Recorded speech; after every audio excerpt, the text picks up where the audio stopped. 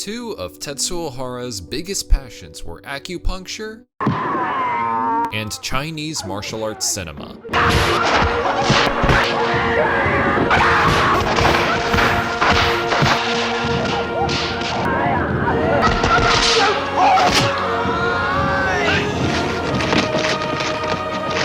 When his editor Nobuhiko Horie suggested he create a story that combined the two, with the help of fellow writer Bronson, the result was one of the most influential manga to ever be published, Fist of the North Star.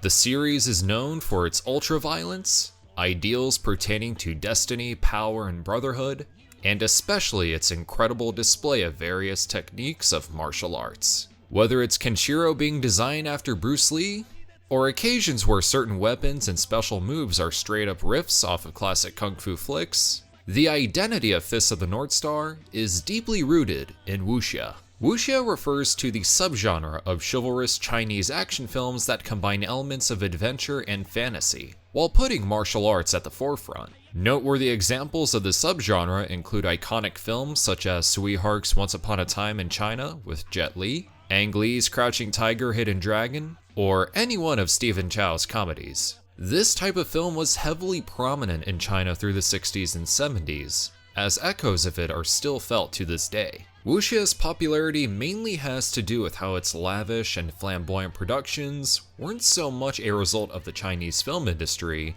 as it wasn't necessarily viewed as that, but rather an extension of Chinese opera. This in turn speaks so much about the style of Fist of the North Star's visuals, storytelling, and world building, as it very much feels like you're experiencing a then modern Chinese epic full of drama, romance, and of course, bloodshed.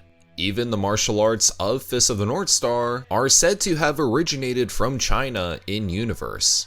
Many would argue that with how Fist of the North Star depicted its high adrenaline action, the very subgenre of battle shonen wouldn't exist the way that it does. But like how many Japanese properties would be imported to other Asian territories, Wuxia has found an audience in Japan, especially given its similarities to Jiraigeki. Hence, we have stories like Dragon Ball and G Gundam where their existences owe themselves to the genre, and Journey to the West. It should be noted that Japan also has its fair share of martial arts films such as Akira Kurosawa's Sanshiro Sugata, which happens to be Kenshiro's namesake, and The Street Fighter with Sonny Chiba. But without further ado, let us take a look at how Wuxia may have inspired Fist of the North Star. Let us start off with Invincible Shaolin. Chang Cheh is considered to be one of the most prolific film directors in the genre, known for his way of blending intense bloodshed and character drama. Invincible Shaolin focuses on two schools of martial arts, known as North Shaolin and South Shaolin, as they become warring factions after their sacred bond has been broken.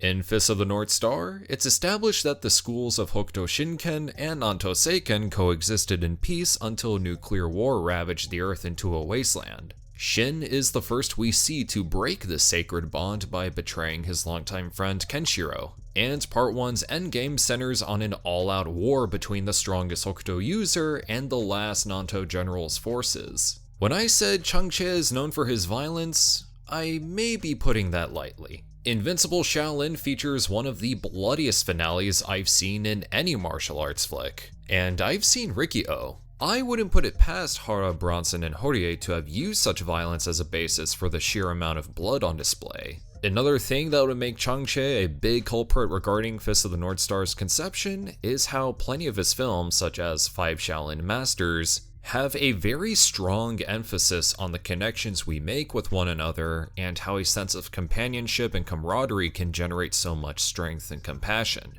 In Snake and Crane Arts of Shaolin, Shu Yinfeng, played by Jackie Chan, searches for a man with a mark on his chest. The man in question is responsible for the disappearance of 8 Shaolin masters. Similarly, Rei of Nanto Suichoken is on the search for a man, with 7 scars on his chest, who murdered his family and kidnapped his sister. Along the way, Jackie fights his way through the Wu-Tang Clan, while Rei battles the Fang Clan with Kenshiro and Mamiya. Both factions even wear similar fur clothing, and the real kicker here, both culprits in Snake and Crane Arts and North Star are described to be wearing a black mask. And just as a little bonus, Jackie befriends a young thief, like how Kenshiro befriends Bet early on. Obviously, this could all just be very coincidental, but it is funny how many similarities are present between this film and the Fang Clan arc, and by extension, Jagi. Speaking of which, also known as Five Fingers of Death, King Boxer is about the successor of a deadly martial art known as the Iron Palm. The name in itself has even found its way into Rao's arsenal of techniques.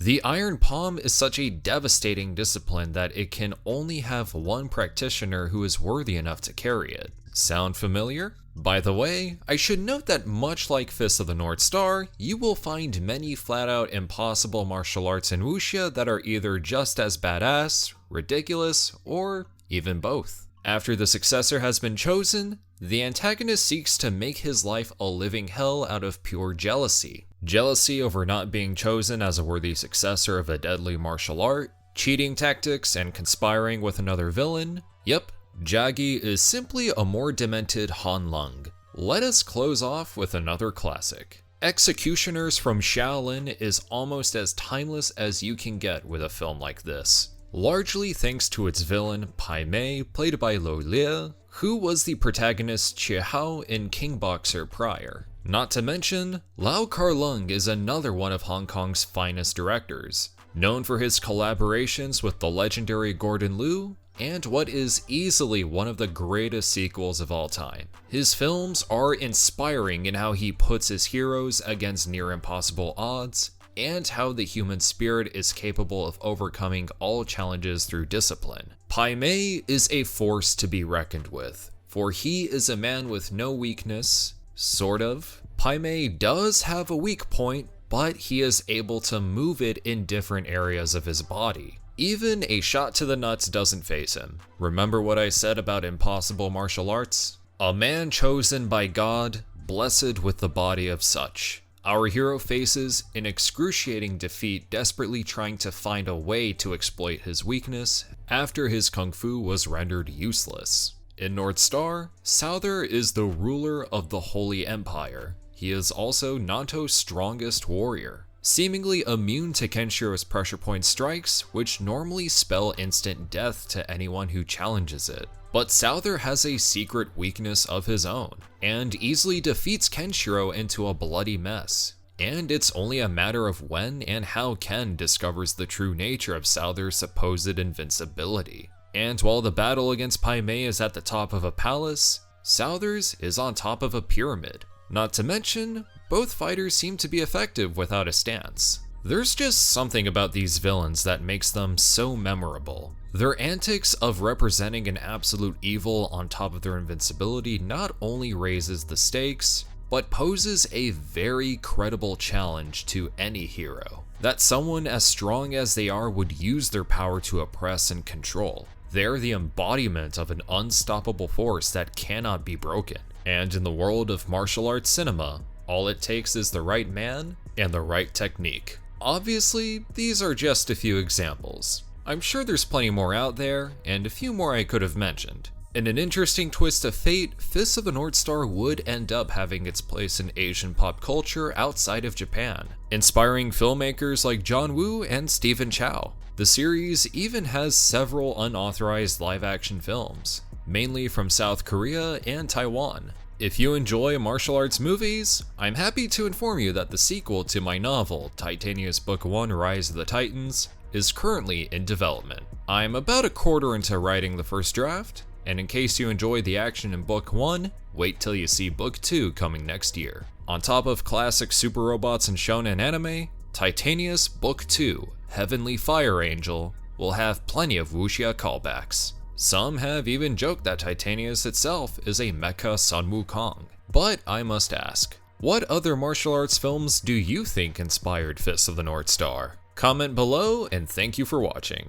I like to shout out my channel members and my supporters on Patreon. If you like what you see and want early access to videos and exclusive content, click the link below. Other than that, feel free to like, share, comment, subscribe, all that good stuff, and I'll see y'all next time. Take it easy, everyone.